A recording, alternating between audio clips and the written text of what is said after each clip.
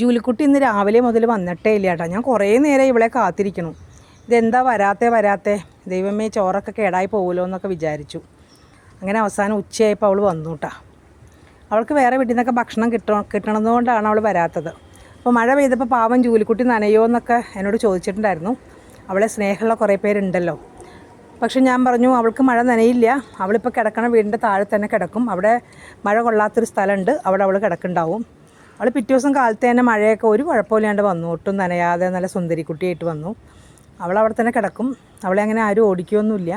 പിന്നെ ഇവിടെ ആൾത്താമസമില്ലാത്ത വീട് ഈ വീട് തന്നെ. പണ്ടത്തെ വീഡിയോ കാണുന്നവർക്കറിയാം. ഇവിടെയാണ് ഇവളും ഇവളുടെ അമ്മയും ഇവളുടെ കൂട്ടുകാർ ജിമ്മിയും ടോമിയൊക്കെ കിടന്നിരുന്നത്. അവരെയാണ് പെട്ടെന്ന് ഒരു ദിവസം കാണാണ്ടായത്. അവിടെ മഴ നനയില്ല, അവിടെ മതിലില്ല, അവിടെ ആൾത്താമസവും ഇല്ല. പക്ഷെ അവളിപ്പോൾ അവിടെ കിടക്കാറില്ല. അവളിപ്പോൾ വേറെ അവൾക്ക് സ്ഥലമുണ്ട്. ഞാൻ കാണിച്ചു തന്നല്ലോ, ഈ ഞങ്ങളുടെ വീടിൻ്റെ ഇപ്പുറത്തൊരു വീട്, കാണാൻ പറ്റില്ല ചെടികൾ കാരണം. അവിടെയായിട്ടൊരു വീടുണ്ട്, അവിടെ താഴെയാണ് അവൾ കിടക്കുക. അവരൊന്നും ഇവിടെ ഒന്നും ചെയ്യില്ല. അവൾക്ക് വെള്ളവും ഭക്ഷണമൊക്കെ അവർ കൊടുക്കുന്നുണ്ട്. അതുകൊണ്ടാണ് അവൾ ഇങ്ങോട്ട് വരാൻ അവൾക്കൊരു മടി ചില സമയത്തൊക്കെ. ഭക്ഷണം കിട്ടുമ്പോൾ അവിടെ അങ്ങ് കിടക്കും. എന്നാലും എന്നെ ഓർക്കും. കുഞ്ഞിലെ അവളുടെ അമ്മ എനിക്കാണല്ലോ ആദ്യം അവളെ കൊണ്ടുവന്ന് തന്നത് ഇവിടെ. ആ വീഡിയോ ഒക്കെ ഞാൻ പണ്ട് ഇട്ടിട്ടുണ്ട്. വർഷങ്ങൾ 1 വർഷം മുമ്പ് ഇട്ടിട്ടുണ്ട്. കുഞ്ഞ് കുട്ടിയായിരുന്നു അന്ന് ജൂലിക്കുട്ടിയും അവളുടെ കൂടെ അവളുടെ അനിയനും ഉണ്ടായിരുന്നു. അവനെ ആരോ കൊണ്ടുപോയി വളർത്താനായിട്ട്.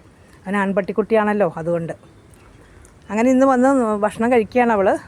ചിക്കൻ തീർന്നു, മീനാണ്. അതുകൊണ്ട് വലിയ താല്പര്യമില്ലാണ്ട് കഴിച്ചുകൊണ്ടിരിക്കുകയാണ് കുട്ടി. കഴിച്ചോളൂ കേട്ടോ.